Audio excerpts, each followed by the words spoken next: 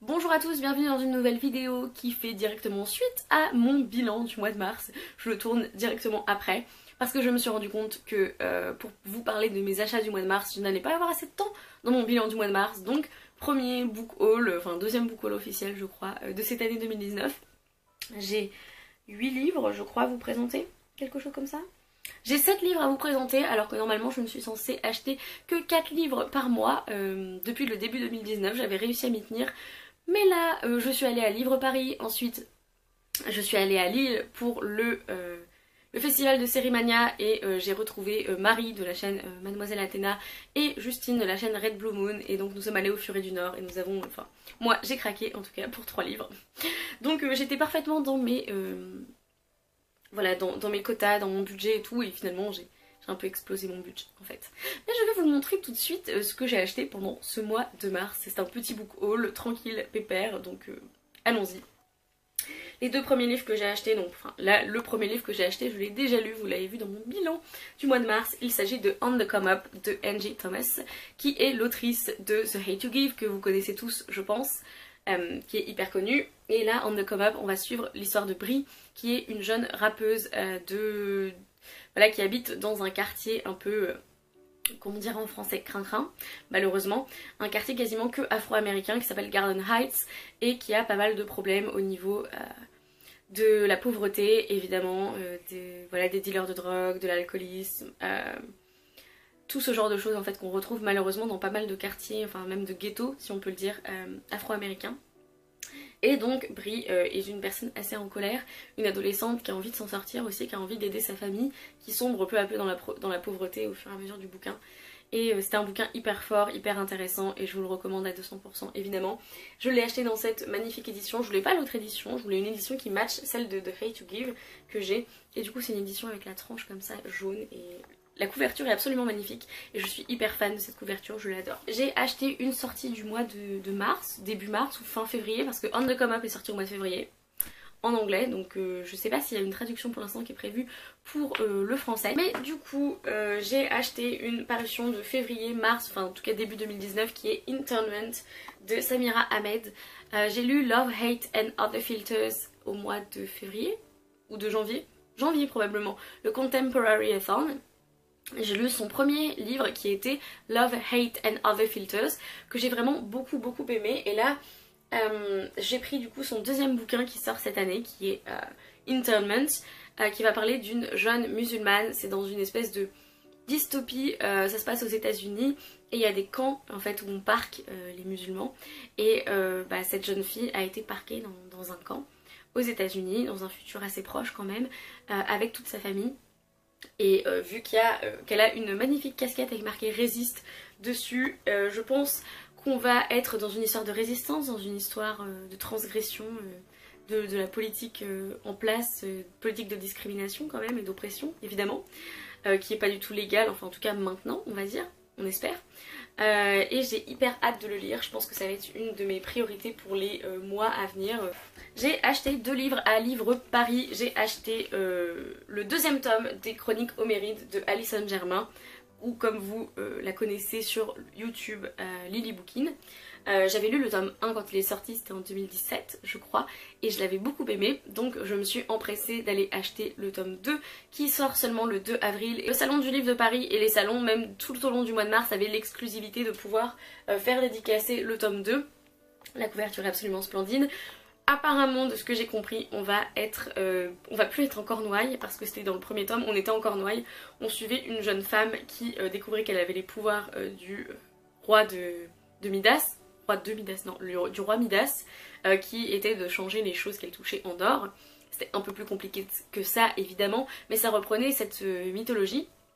Et là, apparemment, ça va se passer en Grèce, donc on change un peu d'endroit. On était en Cornouailles et en France, si je me souviens bien, dans le tome 1, et là on est en Grèce. Et j'ai hyper hâte de découvrir la suite parce que je me souviens que c'était une histoire hyper sympa. Je l'avais acheté parce que Lily Bookin, mais maintenant j'ai envie de savoir la suite. Et donc, évidemment, il est dédicacé. Voilà, à Livre Paris, donc super. Et ensuite, j'ai acheté seulement un deuxième livre à Livre Paris. J'ai pas énormément craqué, je sais pas comment j'ai fait. Je me suis retenue, mais après j'ai craqué la semaine d'après au Furet du Nord, donc il valait mieux que je craque pas. Et j'ai pris un livre qui m'a été vendu comme une tragédie shakespearienne avec de la fantaisie, qui était aux éditions de L'Homme sans nom, qui s'appelle Que passe l'hiver de David Bry. Et en fait l'auteur était là, il était super sympa, on a parlé pendant un quart d'heure et c'était trop chouette, on a parlé de littérature, de Shakespeare. Et il m'a fait une super dédicace en disant j'espère que cette histoire est plus proche de Shakespeare que de Houellebecq, parce qu'on a parlé de Michel Houellebecq, on a parlé des auteurs voilà, qui sont hyper connus et dont on n'était pas forcément fan. Et en tout cas c'est un bouquin où il y a des vers, où il y a une poétique quand même qui est assez importante, et donc j'ai hyper hâte de le lire. La couverture est magnifique, il y a un homme avec des bois de serre dessus, donc voilà, c'est la vie. Je sais pas si je le garderai pour un challenge en particulier, mais en tout cas, il y a une histoire de clan, il y a une histoire de fantasy, une histoire de tragédie shakespearienne du coup, et c'est exactement tout ce qu'il faut pour que je m'intéresse à un livre, donc j'ai été là en mode oui. Et les 3 derniers livres que j'ai achetés en ce mois de mars, c'était mon craquage au Furet du Nord, voilà. J'ai acheté le tome 2 de la saga The Mortal Instruments, City of Ashes de Cassandra Clare. Je l'ai acheté parce que je les avais en français, je les ai tous lus en français, et je fais la collection maintenant en anglais dans ces magnifiques éditions qui sont absolument splendides. Et j'avais le 1, 3 et 4, donc c'est pas hyper pratique pour pouvoir les relire. Donc là je vais pouvoir me faire une relecture de The Mortal Instruments peut-être cet été avec ces éditions que je trouve absolument magnifiques.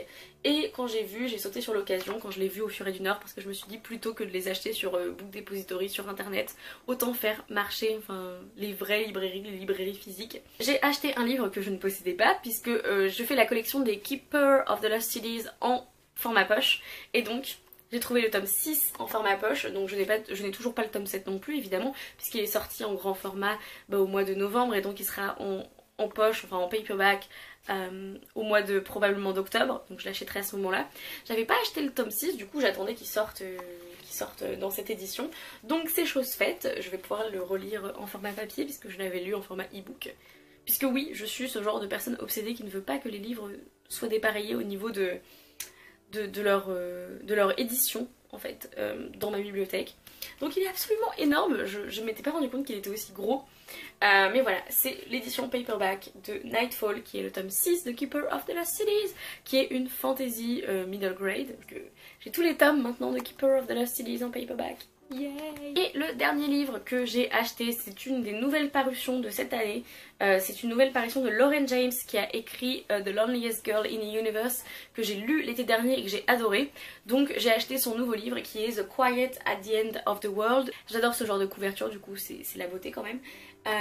Et ça va parler toujours de science-fiction, ça va parler d'un monde où les jeunes sont morts, il y a eu une espèce de virus d'épidémie, et donc on a une population qui est hyper vieille, et il y a ces 2 jeunes du coup qui sont jeunes et qui probablement sont le futur de l'humanité, dont beaucoup de choses dépendent d'eux, et donc il y a une population vieillissante qui est hyper riche, qui va leur donner en gros tout ce qu'ils veulent, mais il va y avoir un retournement de situation.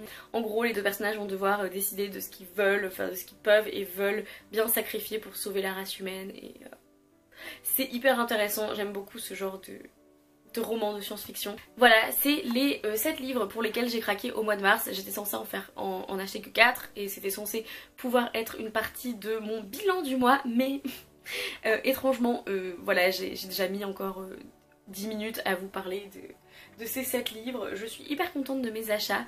J'achète quand même beaucoup moins que les années précédentes, et j'achète de manière un peu plus intentionnelle, dans le sens où vraiment j'achète des trucs que je pense lire, ou j'achète des livres que j'avais envie d'avoir dans ma bibliothèque mais que je n'avais pas encore. J'achète des livres dans les salons où les gens sont là pour les dédicacer, enfin tout ce genre de choses. J'essaye d'être un peu plus intentionnelle pour aussi faire baisser ma palle et pas consommer à mort, genre j'achète des livres et je lis rien.